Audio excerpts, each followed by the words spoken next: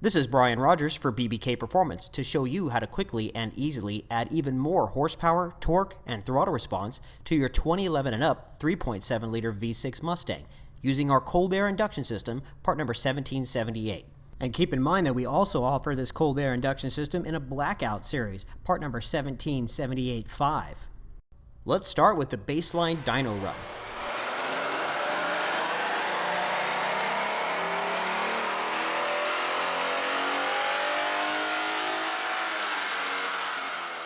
"257 rear-wheel horsepower and 238 foot-pounds of torque.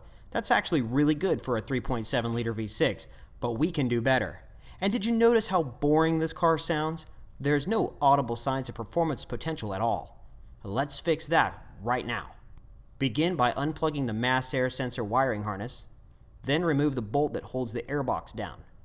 Disconnect the PCV hose and then loosen the hose clamp at the throttle body.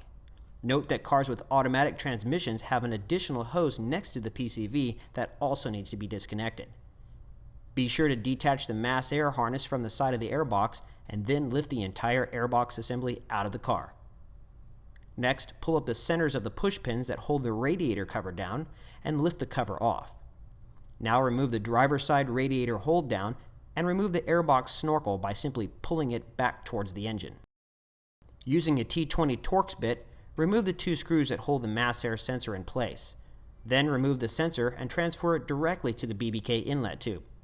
Note that this sensor is fairly sensitive, so use caution when handling it.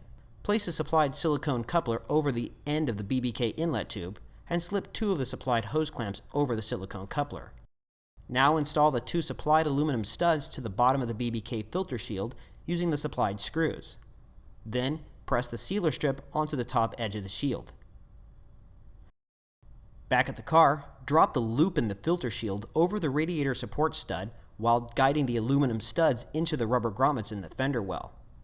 Use the original bolt and radiator hold-down plate to secure the shield. And now reinstall the radiator cover. Guide the neck of the BBK filter through the hole in the filter shield and slip the remaining hose clamp over the exposed neck. Now push the BBK inlet tube into the neck of the filter while sliding the silicone coupler forward over the mouth of the throttle body.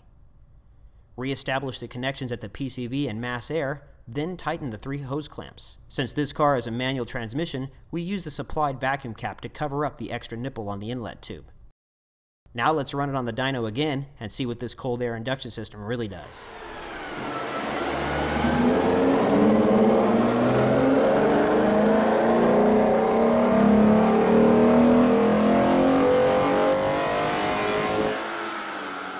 Wow, look at the huge gain in low and mid-range horsepower and torque. That's a true 17 rear-wheel horsepower and 35 foot-pounds under 3,500 RPM, right where this little engine needs it the most. And did you hear how alive that engine sounds? It's definitely breathing now. And all of this is just the cold air induction system all by itself. You can get even more horsepower, torque, and throttle response if you bolt our 1822 throttle body on top of it.